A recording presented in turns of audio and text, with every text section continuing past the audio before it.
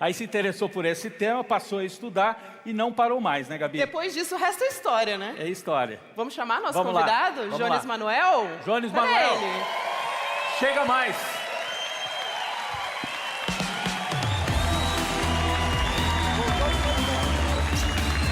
Bem-vindo. Chega aí, camarada.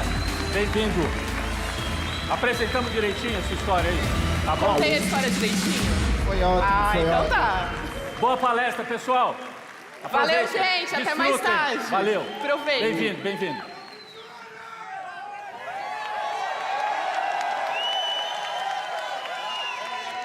Gente, bom dia!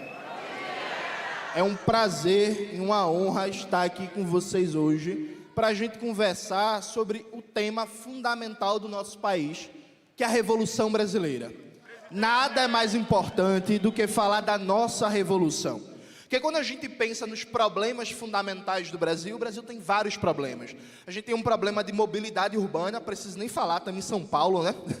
A gente tem um problema de mobilidade urbana, a gente tem problemas de violência, de degradação ambiental, de desigualdade, de precariedade no SUS, de uma educação insuficiente para os objetivos do nosso país, de desemprego, de baixos salários, de uma escala 6x1 que ninguém aguenta mais.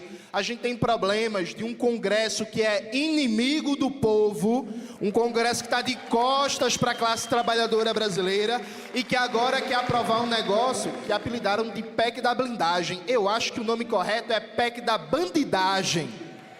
Eu acho que esse é o nome correto, porque os deputados querem cometer crime e não serem investigados. Querem também aprovar uma anistia para golpistas. A gente tem uma série de problemas fundamentais.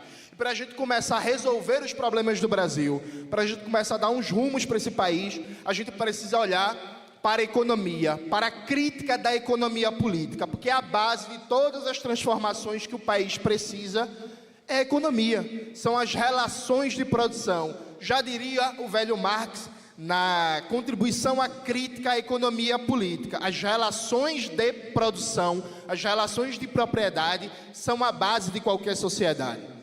E quais são as características da economia brasileira? O capitalismo brasileiro, desde o governo FHC, entrou na sua fase neoliberal. É uma economia caracterizada por atividades primário exportadoras, baseado no agronegócio, na pecuária, na renda da terra, em que esse país é tratado como um grande fazendão. É para plantar soja, é para criar gado, é para plantar milho, é para plantar cana-de-açúcar para exportação. O agronegócio não produz comida para o povo brasileiro. O agronegócio produz commodities, mercadoria para exportação para o mercado mundial, deixando aqui no Brasil a degradação ambiental, o trabalho análogo à escravidão, as queimadas, a destruição, o maior número de uso de agrotóxicos do mundo, que tem consequências na nossa saúde. Então, além do agronegócio, da renda da terra, você tem também um segundo eixo de acumulação que é caracterizado pelo rentismo. Essa semana o Banco Central manteve a taxa de juros básica da economia, a taxa Selic, em 15%. É a maior taxa de juro real do mundo. Então você tem um grande pacto de classe em que todos os setores da classe dominante ganham na especulação financeira. Desde a mídia burguesa, passando pela Rede Globo, construtoras, grande varejo, tudo. Elas dependem do rentismo, dependem da acumulação financeira. Para vocês terem uma ideia, essas grandes lojas do varejo, Magazine Luiza, C&A, Riachuelo, boa parte do lucro delas, a depender da empresa, a maioria, é um lucro financeiro. O ganho que elas têm nos juros do cartão de crédito, no crediário, no carnê e por aí vai. Então você tem uma economia de um lado centrado na atividade primária exportadora, no rentismo, e a terceira perna fundamental dessa economia é o capital estrangeiro, que está se apropriando das riquezas brasileiras, que está se apropriando dos eixos estratégicos da economia. Por exemplo, a economia digital. No Brasil, basicamente, são as big techs que controlam a economia digital. Tem um debate crítico que está colocado sobre o colonialismo de dados e o colonialismo digital. Toda a infraestrutura digital da economia brasileira é controlada por big techs dos Estados Unidos, alinhados com o governo Trump, e que usam isso aqui só como plataforma para ganhar dinheiro, e que se aproveitam do seu poder para pressionar o Brasil, para atacar o Brasil, para defender sua agenda político-ideológica no nosso país. Então, os empregos precários, hoje no Brasil, mais de 90%, aliás, até 90% da força de trabalho ganha até 2 salários mínimos. Boa parte da classe trabalhadora que tem empregos formais está numa escala 6x1, que é uma dinâmica de trabalho, de exploração, que destrói a classe trabalhadora, que não deixa tempo para nada. A gente tem o maior nível de desigualdade e concentração de renda, riqueza e propriedade do mundo. A gente tem uma situação em que mesmo o Brasil sendo um país rico em combustível, por exemplo, em petróleo, a gente não refina todos os derivados de petróleo que a gente consome. O brasileiro paga uma fortuna na gasolina, no diesel, no gás de cozinha. Mesmo a gente tendo uma matriz energética limpa e riquíssima, o brasileiro paga uma fortuna na conta de luz. Lá em casa mesmo a gente está pagando R$600, viu, gente? É uma tristeza. E boa parte do parque elétrico brasileiro está na mão do capital estrangeiro. Então a gente tem um problema de fundo que, se a gente não ataca nas relações de produção, na economia, a dependência brasileira, a gente não vai dar respostas para os dramas diários da classe trabalhadora. Veja, não é só reduzir um pouquinho a desigualdade, não é só reduzir um pouquinho a fome, não é só reduzir um pouquinho o desemprego. Saiu os dados recentemente dizendo que a gente tem a menor série histórica de desemprego. Um bom dado, não é? Um bom dado. Mas você para decompor o dado, você vai ver que 40% da força de trabalho brasileira está na informalidade. Está trabalhando no Uber, trabalhando no iFood, está fazendo entrega, está em trabalhos precários, trabalhando em média 10, 12 horas por dia. Hoje, no Brasil, há uma sensação generalizada que a vida está cada vez pior, que a vida está cada vez mais cara, que a gente tem cada vez menos horizonte de futuro. É muito comum você conversar com as pessoas e perguntar: você quer ter filhos? Na minha geração, muita gente não quer. Porque aquele sentimento de que, eu tenho certeza que a vida do meu filho, da minha filha, vai ser melhor que a minha. Esse sentimento desapareceu. Alguém aqui tem certeza que a vida do seu filho ou da sua filha vai ser melhor que a sua? Quem tem essa certeza, levanta a mão, por favor. Temos 3, 4 pessoas que têm essa certeza. Eu imagino que devem ser médicos. Brincadeira, gente. Mas veja, esse sentimento desapareceu. Porque está faltando futuro no nosso país. E para ter futuro, gente, a gente precisa ser radical. A mídia burguesa, a extrema-direita e até os liberais, eles falam que ser radical é como se fosse ser violento, é ser intransigente, é ser louco. O comandante Hugo Chávez, ele dizia, né? Temos que ser radicais. Essa palavra foi satanizada, mas um radical não é louco. Como diria Marx, radical é ir à raiz do problema. É saber que tem coisas que são inconciliáveis. É saber que para o Brasil ter futuro, a gente precisa de uma reforma agrária radical e a gente não pode conciliar com o latifúndio. A gente não pode conciliar com a bancada do agronegócio. Mas Jones, eles são muito poderosos. Eles são muito poderosos. Enquanto tiver uma conciliação com o agronegócio e todo ano eles ganharem 400 bilhões do Plano Safra, eles vão ficar cada vez mais poderosos. Então, se a gente não enfrenta, a gente não derruba esse poder. A gente não pode conciliar com o rentismo. Não é aceitável que o Banco Central mantenha uma taxa de juros de 15%. Não é aceitável que o Banco do Brasil e a Caixa não sejam usados para enfrentar o sistema bancário, para forçar a concorrência e baixar essa taxa de juros. Não é aceitável que a gente não tenha um planejamento nacional para o uso das riquezas brasileiras. Neste momento, o governo Trump está querendo tomar as terras raras do Brasil, que são os minerais críticos fundamentais para fazer esses celulares que vocês estão aí na mão, essas telas aqui. Tudo isso depende dos minerais críticos, das terras raras. E o governo Trump está querendo tomar. O Brasil tem a 2ª maior reserva de terras raras do mundo. A gente só perde para a China. Por que isso não é pensado dentro de um plano nacional para, por exemplo, a gente criar uma empresa pública que tem um controle democrático pela classe trabalhadora, que a gente explore as terras raras, inclusive com preocupação ambiental, para ter um controle público, democrático, nacional, para a gente dizer, inclusive, que não vai explorar as terras raras em alguns lugares, porque isso vai prejudicar o meio ambiente, e a gente prefere deixar debaixo do solo do que destruir a natureza, se for o caso. Mas para tomar essa decisão, a gente precisa ter esse controle. A gente precisa ser radical no debate econômico, sem uma perspectiva de ruptura com o sistema neoliberal, sem uma perspectiva de enfrentamento ao mercado, aos bancos, ao capital estrangeiro. Veja, recentemente saiu uma notícia que a British Petroleum, que é uma empresa, como o próprio nome diz, do Reino Unido, fez a sua maior descoberta no Brasil nos últimos 25 anos, né? O Campos de Bumerangue. Essa empresa, ela se apropriou desse campo de petróleo praticamente de graça. Ela vai explorar por anos e anos e anos e vai pagar só 7% de imposto em cima do lucro final da operação, depois de deduzir os impostos. A pergunta que fica é, quando o pré-sal foi descoberto, a promessa não era que o pré-sal seria usado para garantir o financiamento da saúde e da educação? Você para olhar hoje, onde está o petróleo brasileiro? Está na mão de empresas da Noruega, dos Estados Unidos, do Reino Unido, da China e da União Europeia de maneira geral. Falta uma radicalidade de dizer, tem coisas que são irreconciliáveis. Tem coisas que não são passíveis de negociação. A gente precisa ser mais intransigente. Eu vou falar uma coisa para vocês que talvez seja incômodo. A gente tem que aprender com a extrema-direita. Veja só. A gente tem o que aprender com a extrema-direita. Sabe por quê? A extrema-direita ela é intransigente no seu programa fascista. Eles são fascistas, são orgulhosos de serem fascistas e não abrem mão de serem fascistas e não têm vergonha de ser fascista. Então, para eles não existe negociação, não existe conversa, não existe diálogo. Tem gente que fala que existe uma polarização no Brasil. Não existe polarização no Brasil. Porque de um lado a gente tem um campo fascista, de extrema direita, e a gente não tem um campo de esquerda radical formado no Brasil. Porque se a gente tivesse, a gente estaria bem demais. Porque a gente teria um campo político que não aceitaria negociar a defesa da reforma agrária pautada na agroecologia e na preservação do meio ambiente. A gente teria um campo político que não aceitaria negociar a venda das riquezas brasileiras para os monopólios estrangeiros e o enfrentamento ao imperialismo.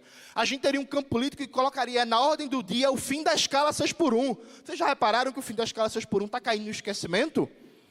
Repararam que fala-se cada vez menos? A gente teria um campo político que não aceitaria a privatização da Eletrobras. Eletrobras, patrimônio histórico do povo brasileiro, privatizado durante o governo Bolsonaro e que segue privatizada. A gente teria um campo político que não aceitaria a privatização das refinarias da Petrobras. Lá na Bahia, a Landolfo Alves foi privatizada.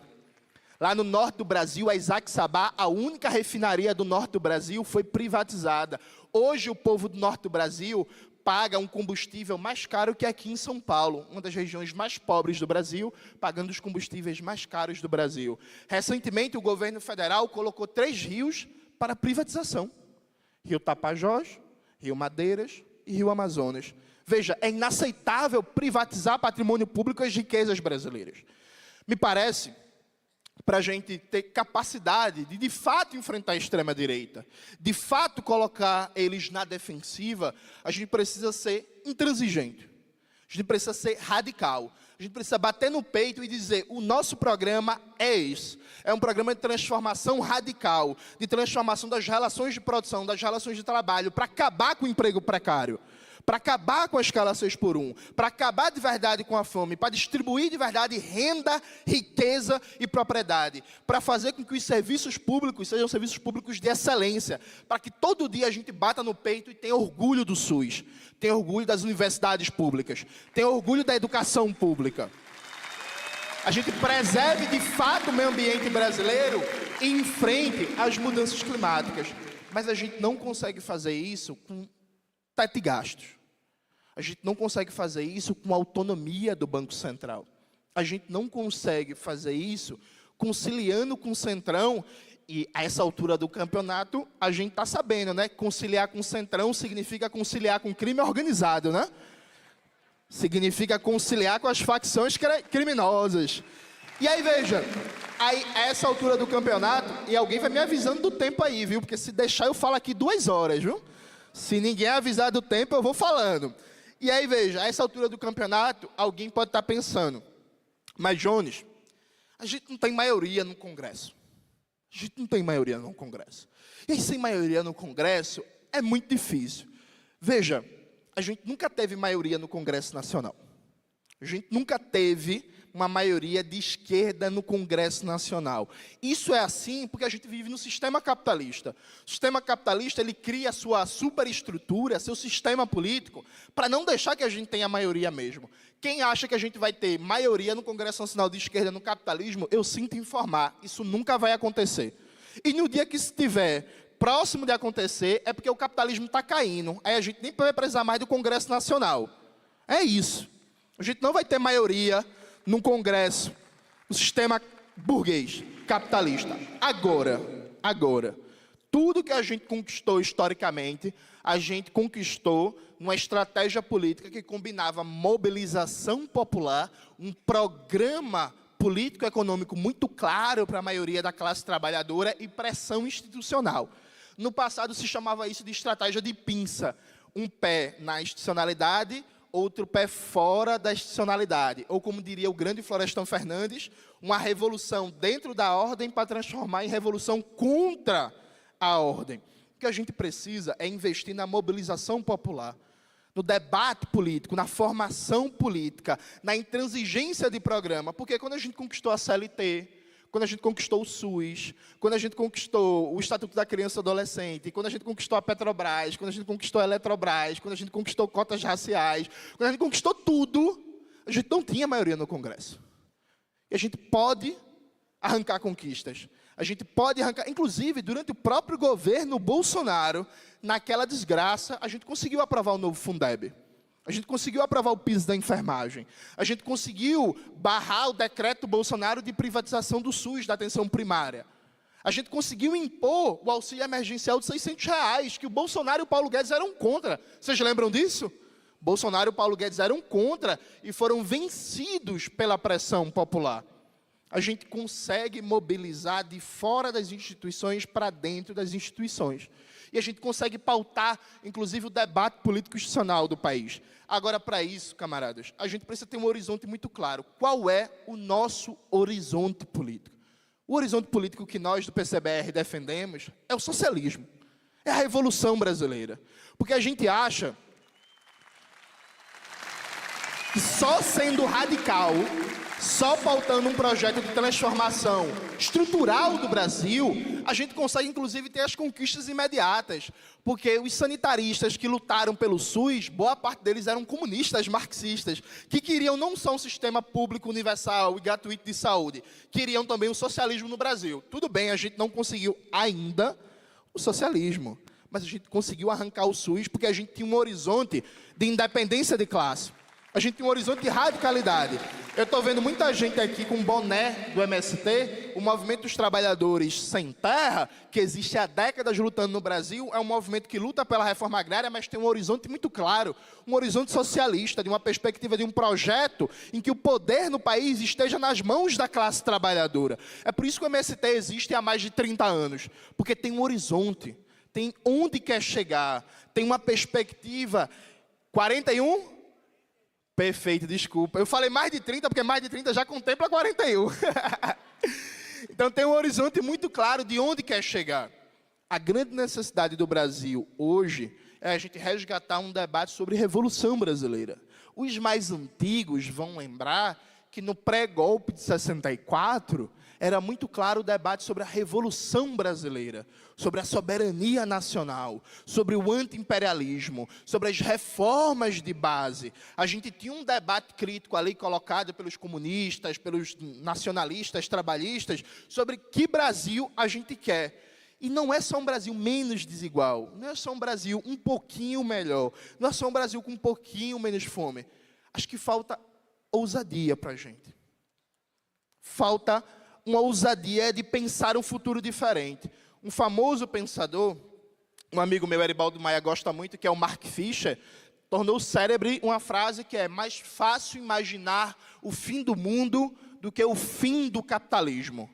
Eu acho que essa frase sintetiza o porquê, nesse momento, a gente está perdendo. Porque a partir do momento que é mais fácil imaginar o fim do mundo do que o fim do capitalismo, a gente não consegue fazer um horizonte de esperança, de encantamento para as pessoas, de dizer assim, ó, sua vida é, com perdão do palavrão, uma merda, tá horrível, ninguém aguenta mais as relações de trabalho, esse salário, 2 horas para ir no trabalho, 2 horas para voltar, violência crescente, precariedade. Eu estava vendo os dados sobre a educação, estava participando de um levantamento, que no Brasil inteiro, a gente tem mais de 100 mil professores e professoras que pedem afastamento do trabalho todo ano por adoecimento. Por adoecimento, imagine isso. A classe dos professores, que tem um papel fundamental para o futuro do Brasil, são mais de 100 mil professores e professoras que todo ano pedem afastamento do trabalho por adoecimento físico e mental. Ser professor, ser professora, ao invés de ser uma função nacional indispensável para planejar o futuro do nosso país, virou uma espécie de penitência, dado o nível de ataque que os professores e professoras sofrem. Quando você pensa a situação, por exemplo, da enfermagem, o Brasil tem mais de 2 milhões de enfermeiras, auxiliares e técnicos de enfermagem. A gente teve, no mundo inteiro, o maior índice de enfermagem, pessoas da enfermagem mortas durante a pandemia. A gente bateu recorde. Depois de muita luta, a enfermagem conseguiu conquistar finalmente o seu piso. Só que o piso da enfermagem não saiu do papel de fato, porque os governos estaduais e o STF estão até agora fazendo manobras e ataques contra o piso da enfermagem. São mais de 2 milhões de pessoas que deram a sua vida, literalmente, no combate à pandemia, conquistaram o piso da categoria e não conseguem nem sequer receber esse piso. Aí, se você conversar de fato, apareceu aqui, ó, tempo esgotado, vou terminar agora. Era para avisar antes. Tinha que ter, gente, um ponto eletrônico. Conclua, Jones. Aí, se você conversar com pessoas como um motoboy, um professor, uma enfermeira, as pessoas sentem que a realidade do capitalismo é radical. E sentem que a mudança dessa realidade passa por uma radicalidade. Só que falta organizar esse horizonte. E esse horizonte é o horizonte da Revolução Brasileira. Da transformação radical da economia desse país, que faça com que a economia sirva ao povo. E para a economia servir ao povo, a gente tem que negar em absoluto o capitalismo. A gente tem que dizer que a produção precisa ser controlada pela classe trabalhadora a partir de uma economia planejada em que a classe trabalhadora mande na produção e na circulação da riqueza. Eu sei que falar isso agora para muitas pessoas, algumas pessoas vão pensar assim, Jones, isso é uma ideia fantástica, mas isso não está colocado agora de imediato no horizonte. Pois é, agora de imediato não. Mas tem uma frase que eu gosto muito do Leon Trotsky, que ele falava que a revolução é impossível até que ela se torne inevitável. Eu acho que é tarefa nossa fazer com que a Revolução Brasileira se torne inevitável. A nossa Revolução Brasileira é inevitável, porque é ela que vai libertar o nosso país do imperialismo, que vai libertar o nosso povo e vai fazer com que o Brasil seja de fato o país do futuro. O país em que o povo não vai conhecer seu sofrimento, miséria e exploração, mas vai conhecer felicidade, prosperidade, igualdade, e a gente vai realizar todo o potencial que a gente tem. Muito obrigado, camaradas.